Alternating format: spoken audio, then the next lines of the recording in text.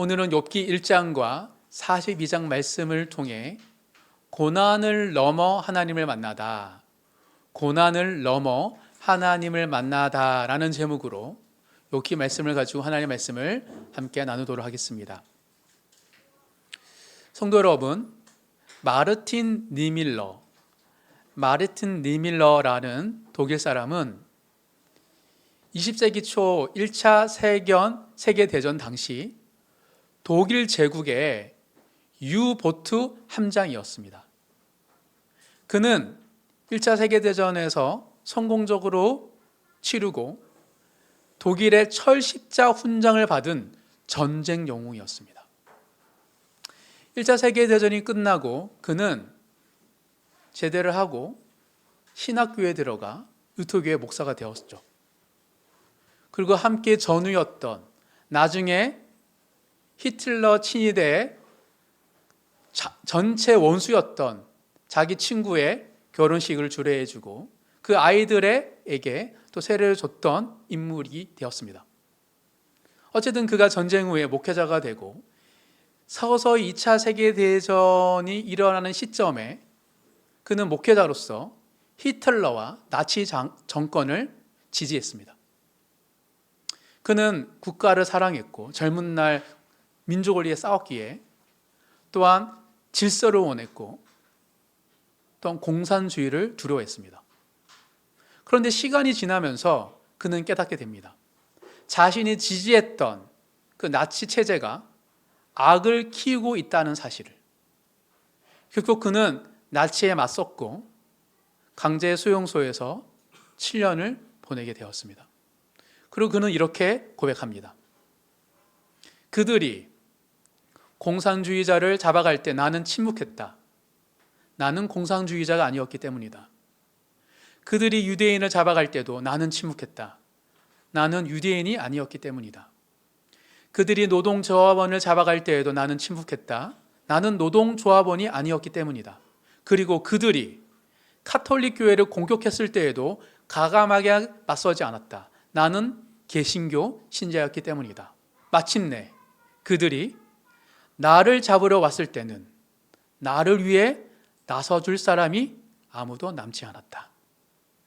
그는 뒤늦게 깨달았습니다. 타인의 고통에 대한 침묵은 악의 확장을 돕는 일이라는 사실을.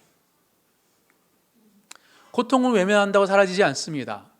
고통은 침묵 속에서 오히려 증식하고 자라나기 때문이죠. 그러나 우리는 여기서 더 깊은 질문 앞에 서게 됩니다. 우리가 악을 대해서 침묵하지 말아야 한다는 것은 잘 알고 있습니다. 그런데 이런 질문, 근본적으로 그는 왜 악이 존재하는가? 라는 질문입니다. 그리고 왜 하나님은 이 악을 막지 않으신가에 대한 질문이죠. 하나님이 정말 선하고 전능하시다면 왜 취조물들이, 인간들이, 하나님의 백성들이 고통을 당하도록 허락하시는가에 대한 질문이죠. 더 깊은 질문입니다. 이 질문은 철학자들의 질문이 아닙니다. 악으로 인한 고통, 나의 실수가 아니라, 나의 어리석음이 아니라 사회 구조적으로 알 수 없는 고통 속에 괴로웠던 사람이라면 누구나 던지는 질문이죠. 왜 나에게 이런 고통을 주시고 하나님은 왜 그것을 해결해 주시지 않으신가요? C.S. 루이스는 고통의 문제에 대해서 좀 다뤄달라는 질문을 받고 책을 쓰죠. 그 책의 서문에 솔직하게 이렇게 말을 합니다. 고통을 겪고 있을 때에는 많은 지식보다, 고통의 문제에 대한 신학적인 지식보다 작은 용기가 도움이 되고 또 큰 용기보다 작은 인정이 도움이 되고, 그리고 이 모든 것보다 하나님의 가장 작은 사랑이 더 도움이 된다라고 말하고 있습니다. 무슨 말이냐면 고통을 겪고 있을 때는 작은 용기, 사람들의 작은 관심, 인정, 그리고 하나님의 작은 사랑을 깨달을 때 가장 큰 도움이 된다라는 것입니다. 그럼에도 불구하고 이 책을 써달라고 했던 사람들처럼 인간들은 이유를 알고 싶어 합니다. 도대체 어떻게 그런 잔혹한 일이 생겼지? 왜 나에게 이런 일이 생기는 것이지? 왜 이런 일이 일어나는지 설명을 듣고 싶어 하죠. 그러나 고통은 설명으로 사라지는 것은 아닙니다. 설명은 우리의 머리를 이해할 수 있겠으나, 만족시킬 수는 있겠으나 상처난 마음은 치유하지 못하기 때문입니다. 그래서 또 하나의 질문이 생깁니다. 고통 속에서 우리는 어떻게 하나님의 작은 사랑을 발견할 수 있는가? C.S. 루이스가 말한 것처럼 작은 용기, 작은 인정, 하나님의 작은 사랑을 깨달을 때 가장 도움이 된다면 어떻게 용기와 사람들의 인정 넘어서 하나님의 작은 사랑을 고통 속에서 내가 발견할 수 있고 옆에서 고통받고 있는 사람이 그 하나님의 사랑, 작은 사랑을 발견하게 할 수 있을까에 대한 질문이죠. 설명되지 않는, 이해할 수 없는 고난 앞에서 하나님은 어디 있는지 어떻게 우리가 발견할 수 있을까에 대한 질문입니다. 바로 이 질문이 욥기 전체를 간통하는 핵심 질문입니다. 욥기 1장을 펼치면 하늘에서는 하나님 보좌 앞에서 천사들과 하나님이 함께 대화하는 그곳에 사탄이 등장합니다. 기분 나빠요. 그 자체만으로도. 그리고 대화를 해요. 그리고 더 기분 나쁜 건 의인 욥을 하나님께 참소합니다. 사탄이. 그런데 문제는 하나님이 그 사탄의 참소를, 그 시험을 허용해 주신다는 거예요. 하늘에서. 그런데 땅에서는 아무 설명 없이 의인인 욥이 그의 삶이 무너져 내립니다. 한순간에 욥은 모든 자녀와 재산을 잃게 됩니다. 그리고 고통스러운 질병에 걸려 괴로워하죠. 원인이 땅에 있지 않아요. 하늘에 있습니다. 욥기는 이 놀라운 질문에 대한 답을 주고 있어요. 설명되지 않는 인생의 고난. 그러나 욥기가 끝에 이르면 우리는 단지 고난의 이유를 듣는 것이 아니라 고난을 넘어 하나님을 만나는 장면을 보게 됩니다. 오늘 우리는 욥기의 처음과 끝을 함께 살펴보며 고난을 넘어 하나님을 만나다라는 이 주제를 따라 꼭 기억해야 할 고난의 특징을 세 가지로 함께 살펴보고자 합니다. 설명되지 않는 인생의 고난 앞에서 우리가 붙들어야 할 것을 찾고 발견하시는 그 은혜가 모든 성도님에 있으시기를 주님의 이름으로 축복합니다. 욥기가 알려주는 고난의 특징 첫 번째는, 고난은 사탄의 참소에서 시작된다는 것입니다. 모든 고난은 그렇지 않겠으나 어쨌든 어떤 고난들은 땅에서가 아니라 하늘에서 사탄의 참소로 시작됩니다.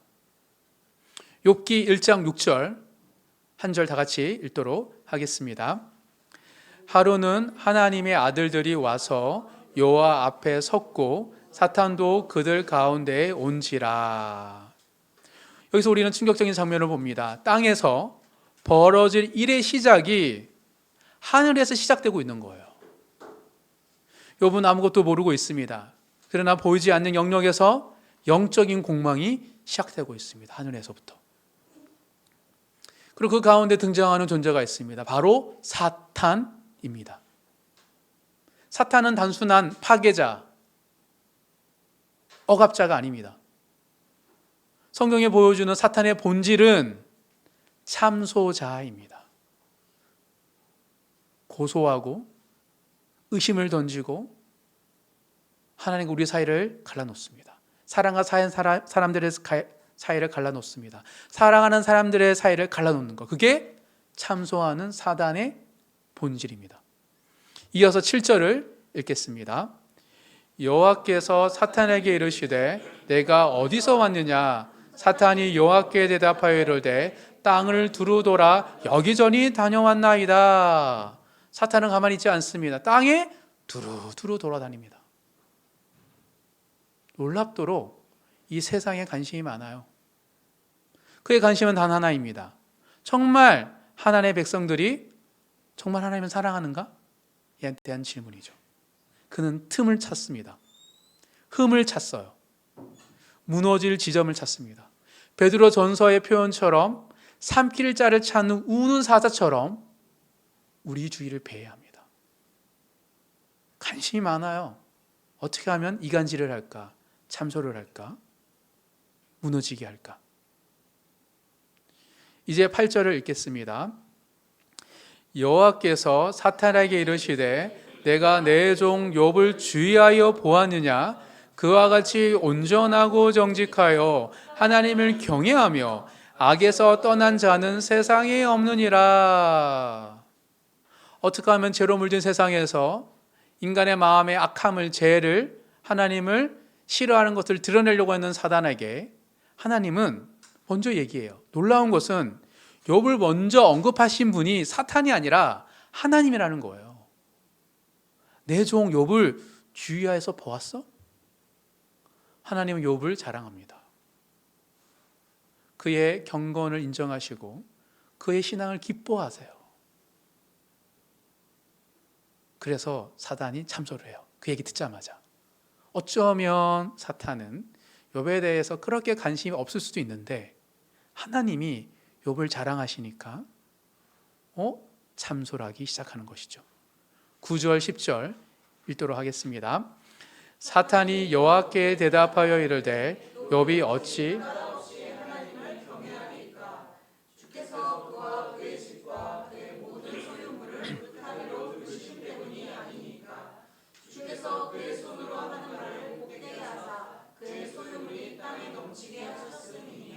여기서 사탄의 본심이 드러납니다. 욥은 하나님을 사랑하는 것이 아니에요. 하나님 착각하시네. 하나님 주신 복이 많으니까 그 복을 사랑하는 거죠 라고 하나님께 또 참소합니다. 놀랍죠? 사탄이 우리한테만 이렇게 참소하는 게 아니고 하나님한테도 하나님 그거 너무 좋은 것만 보셨다. 제가 따로 있는 거 봤더니 아닌 것 같은데요? 라고 하나님께도 참소를 합니다. 사탄은 하나님과 욥 사이를 갈라놓으려고 합니다. 신앙의 동기를 의심하게 만들고 사랑을 거래로 바꿔놓습니다. 하나님은 정말 욥이 하나님을 향한 진실한 마음을 읽으셨고 그걸 너무 기쁘셨는데 사탄은 아니에요. 돈 때문에 그렇게 하는 거죠 라고 갑자기 사랑을 거래로 바꿔놓습니다. 천국에서도 그 짓을 사탄이 하고 있는 것이죠. 11절 읽도록 하겠습니다. 이제 주의 손을 펴서 그의 모든 소유물을 치소서 그리하시면 틀림없이 주를 향하여 욕하지 않겠나이까? 사탄은 확신합니다. 복을 거두면 믿음이 무너질 겁니다. 왜냐하면 사탄이 천사였기에 자기 인식으로 세상을 보는 거예요. 즉 나도 하나님을 줄 수도 있고 그러니까 내가 섬긴 거지. 하나님이 나에게 그 권한과 권력을 안 주면 나도 하나님 안 믿죠 라는 마음으로 세상을 보고 있는 것이죠. 사랑하는 성도 여러분, 사단의 전략은 지금도 같습니다. 고난을 통해 하나님과 우리 사이를 갈라놓으려고 하는 것이죠. 정말 하나님이 선하신가? 우리한테도 그래요. 정말 하나님이 나를 사랑하는가? 너 이상하게도 믿을 수 있어? 하나님이 너에 대해 관심이 없고 옆에 있는 지체가 더 관심 있는 것 같은데? 걔는 복을 주시잖아. 하는 거 얼마나 예뻐. 라고 끊임없이 사탄도 우리에게 참소를 하죠. 고난 자체보다 더 위험한 것은 고난을 통한 하나님과 우리 사이의 관계의 균열입니다. 광야에서도 이스라엘 백성들이 이거를 너무 많이 당했어요. 껄핍하면 사단의 참소 속에서 하나님보다 애굽이 더 좋다, 노예 사는 차라리 낫다라고 말하는 거 보면 이해할 수 없죠. 도대체 만나와 메추리를 먹으면서까지 어떻게 그런 말을 할까? 그것은 사단의 참소에 넘어갔기 때문인 것입니다. 이제 12절 함께 읽겠습니다. 여호와께서 사탄에게 이르시되 내가 그의 소유물을 다 내 손에 맡기노라. 다만 그의 몸에는 내 손을 대지 말지니라. 사탄이 곧 여호와 앞에서 물러가니라. 여기서 또 하나의 어려운 질문 앞에 서게 됩니다. 하나님은 왜 허락하셨지? 정말 하나님께서 욥을 또 우리를 믿고 신뢰하신다면 사탄의 말에 그의 말이 맞는지 확인해 볼 수 있는 여지를 왜 주셨지? 그리고 사탄이 욥에게 많은 걸 빼앗갈 수 있는 그 요청을 왜 못 막으셨지? 무능해서인가? 라는 생각입니다. 전능하신 하나님이 그런데 경계를 정해 놓으시고 사탄에게 허락하십니다. 그의 몸에는, 생명에는 손대지 말라. 사탄은 끊임없이 우리를 공격합니다. 그런데 하나님은 그 공격이 우리의 생명까지 또 우리가 감당하지 못한 일까지 하지 못하도록 제한을 두세요. 하나님은 욥을 아셨고 욥의 믿음이 드러나는 그 상황의 제한을 두십니다. 감당할 만한 시험만 주시는 거죠. 고난의 반론은 사탄에게 시작됩니다. 그래서 고통이, 고난이 무조건 축복이라 말하는 것은 악을 무시하는 거예요. 고통과 질병은 악한 거예요. 예수님 이 땅에 오셔서 질병을 치유해 주신 거예요. 끊임없이 야근하시면서까지 진짜 계속 치유하셔요. 그건 악이기 때문에. 새벽부터 밤늦게까지. 고난의 반란은 사탄에게서 시작됩니다. 하지만 고난의 경계는 하나님이 정하십니다. 이 장면은 우리에게 분명히 말합니다. 고난이 곧 하나님의 미움은 아닙니다. 미워해서 나에게 고난을 준 게 아니에요. 또 고난이 무조건 하나님의 부재도 아닙니다. 고난 가운데 하나님의 사랑이 있을 수 있고 하나님의 임재가 있을 수 있습니다. 그리고 보이지 않는 영역에서 하나님은 여전히 우리의 삶의 주권자이십니다. 사랑하는 성도 여러분, 설명되지 않은 인생의 고난이 찾아올 때 하나님의 무능을 의심하지 마시기 바랍니다. 더불어 하나님의 부재도 쉽게 단정하지 마시기 바랍니다. 우리가 보지 못하는 차원이 있습니다. 우리가 알려고 해도 알지 못하는 영역이 있기 때문이죠. 고난은 때로 사탄의 참소로 내 삶이 아닌 하늘에서부터 시작되지만 결코 하나님의 손에서 벗어나게 하지는 않습니다. 하나님이 우리를 포기하지 않기 때문이죠. 이것이 첫 번째 주는 교훈입니다. 그러나 바로 여기서 또 하나의 문제가 등장합니다. 우리는 고난이 이해되지 않을 때 끊임없이 그 고난의 이유를 찾으려고 하고 해석하려고 하고 설명하려고 하기 때문이라는 것이죠. 그래서 고난의 문제를 어느 정도 이해할 때가 있어요. 아, 내가 이래서 그랬나? 다음 이렇게 해야지. 교훈을 얻고 똑같은 일이 발생되지 않도록 하는 것이 지혜이죠. 다른 사람을 묻고 책을 통하여서 나눔을 통하여서 내 고난이 무조건 광약길로만 가는 것이 아니라 어느 정도는 내가 감당할 수 있는 사람들이 많이 다녔던 대로로 가려고 하는 것이죠. 그러나 그 설명이 또 다른 상처가 되기도 합니다. 이제 우리는 욥의 친구들을 통해 그 사람들의 해석과 조언의 한계에 대해서 살펴보도록 하겠습니다. 두 번째, 욥기가 알려주는 고난의 특징 두 번째는 사람의 조언은 고난을 다 설명하지 못합니다. 이 사람은 나도 포함된다. 나의 해석, 다른 사람들의 조언 포함해서 모든 인간의 해석은 조언은 내가 당하는 또 누군가가 당하는 고난을 다 설명하지는 못합니다. 한계가 뚜렷합니다. 고난이 찾아오자 욥의 진실한 친구 3명이 욥을 찾아옵니다. 엘리바스, 빌닷, 소발입니다. 처음에는 참 좋았습니다. 욥기 2장 13절 한 절 다 같이 읽도록 하겠습니다. 밤낮 7일 동안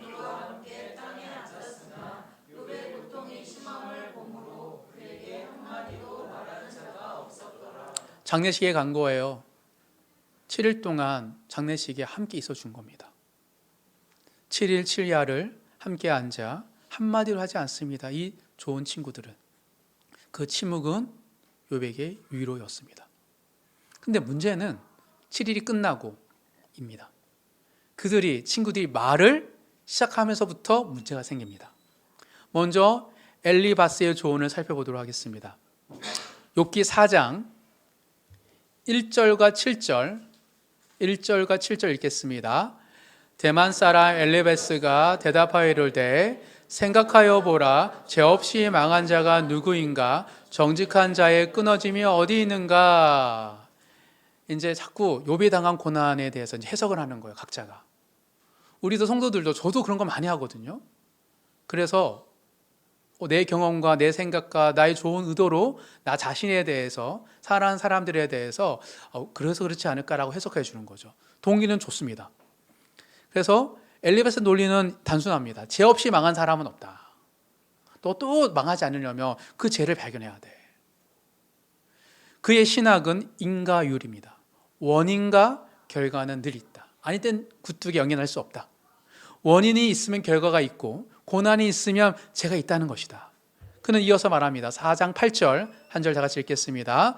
내가 보건대 악을 발갖고 독을 뿌리는 자는 그대로 거두니라. 틀린 말입니까? 아닙니다. 뿌린 대로 거두는 거잖아요. 근데 부분적으로 맞습니다. 그러나 그는 이 원리를 절대합니다. 모든 고난은 무조건 죄의 결과이다. 그리고 그것을 욥에게 적용하죠. 이어서 빌닷의 조언을 살펴보도록 하겠습니다. 욥기 8장 1절 3절입니다. 욥기 8장 1절 3절 다 같이 읽겠습니다. 수앗 사람 빌닷이 대답하여 이르되 하나님이 어찌 정의를 굳게 하시겠으며 전능하신 이가 어찌 공의를 굳게 하시겠느냐. 빌닷은 이렇게 말합니다. 하나님은 공의로우시다. 그러면 네가 고난을 받은 것은 네가 잘못했기 때문이다. 왜냐하면 재난이었잖아. 이거는 하나님의 징벌이다. 그의 신학은 더 단단합니다. 하나님은 항상 옳고 너는 항상 틀렸다. 즉 하나님의 공의로우심을 지키기 위해서 욥을 죄인으로 만들어버립니다.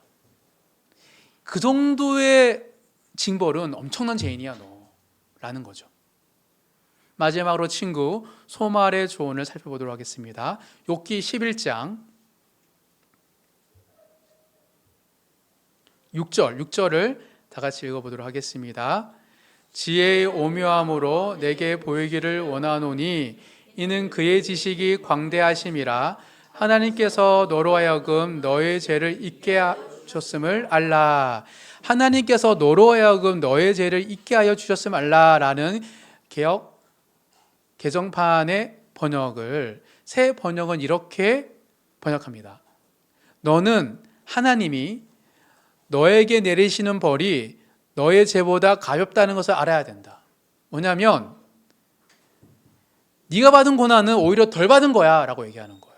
지금 앞에 두 친구와 대화를 통하여서 억울한 욥이 막 자기의 대변하니까 소말이 항상 듣다가 더 열받는 거예요. 정신 덜 차렸네. 막 욥의 얘기를 들으면 더 열받아가지고 이제 보니까 너 덜 죄 받은 거야. 하나님 너에게 더 큰 죄를 줄 수 있는데 하나님께 조금 준 거야 라고 하는 거예요. 엄청난 정죄입니다. 지금 모든 자식과 모든 자기 재산을 잃어버린 그 욥에게 질병과 허덕이는 욥에게 거의 저주를 하고 있는 거죠. 엄청난 상처입니다.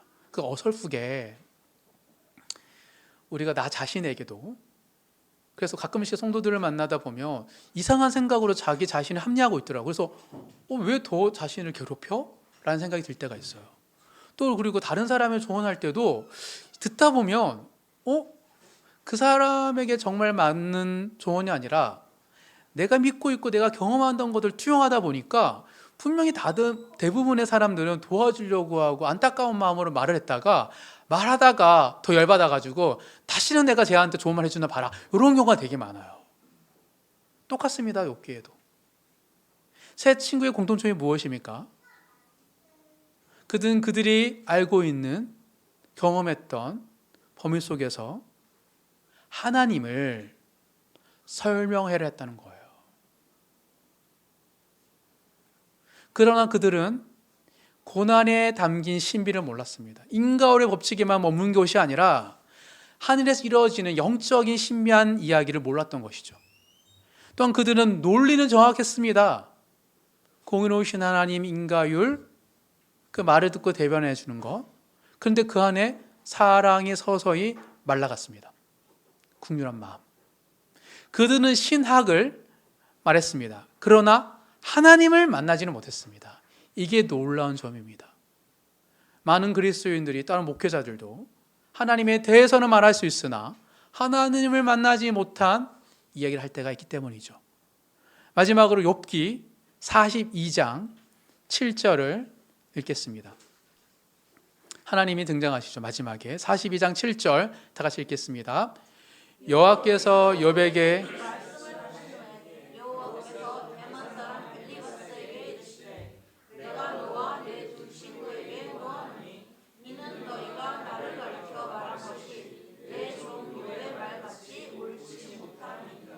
놀라운 말씀입니다.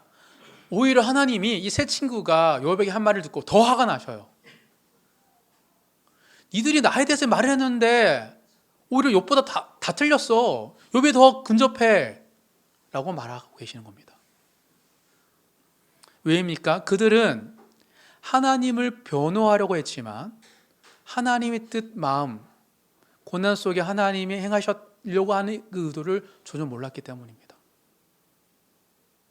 그들은 고난을 해석하려 했지만 욥을 도우려고 하나님의 깊이를 이해하지 못했습니다. 사랑하는 성도 여러분, 고난이 찾아올 때 사람들은 설명합니다. 네가 뭘 잘못했겠지. 하나님께 지금 너에게 뭘 가르치려는 거야. 배우려고 해. 감사로 받아들여. 다 이유가 있을 거야. 라고 섣불리 쉽게 얘기하죠.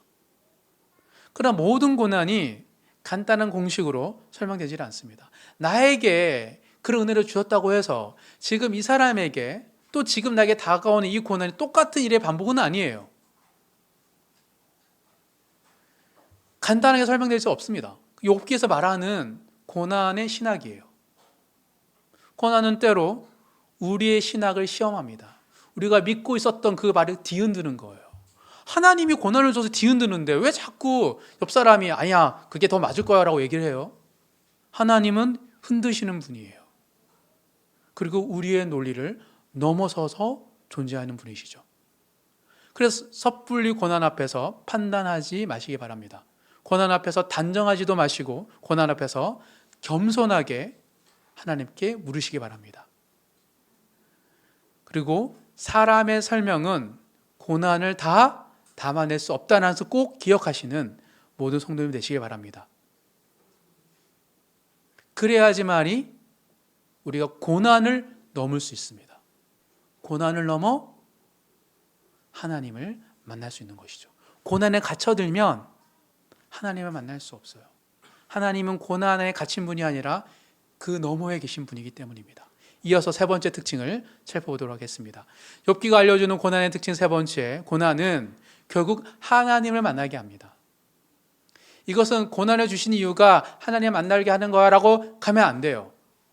고난은 이런저런 하나님 뜻하신 바가 있지만 결국 동안당하는 자는 하나님 앞에 엎드리고 하나님 대해서 듣는 게 아니고 하나님 만나게 하는 끝으로 기결된다는 겁니다. 이제 욥기 42장 1절 2절 다 같이 읽도록 하겠습니다.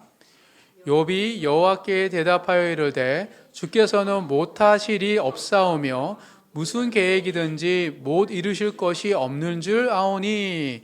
여기서 분위기가 완전히 달라집니다. 하나님께서 욥에게 나타나자 욥이 그제서야 완전히 다른 태도로 하나님께 말을 하죠. 지금까지 욥은 질문했습니다. 항변했습니다. 이해하려고 했습니다. 친구들과 논박했습니다. 외로웠습니다. 그러나 이제 그는 말합니다. 주께서는 못하실 일이 없사오며. 설명을 들어서 해결된 게 아닙니다. 이해돼서 풀린 게 아니에요. 하나님을 만나서 그냥 놀라운 고백을 하는 거예요. 이제 3절을 읽도록 하겠습니다. 무지한 말로 이치를 가리는 자가 누구니까? 나는 깨닫지도 못한 일을 말하였고 스스로 알 수도 없고 헤아리기도 어려운 일을 말하였나이다. 욥은 깨닫습니다.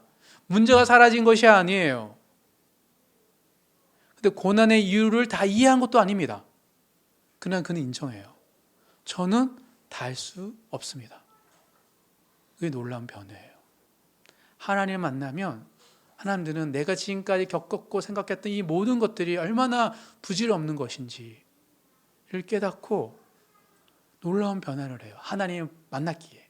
우리가 내가 발달하는 것을 알 수 있는 것은 내가 누군가를 만남을 통해 알 수 있는 거잖아요. 내가 이렇게 사랑이 많았나? 이거는 그건 몰라요. 정말 나를 사랑하고 나도 사랑하는 사람을 만났을 때 내가 이렇게 사랑이 많은구나 라는 얘기를 들죠.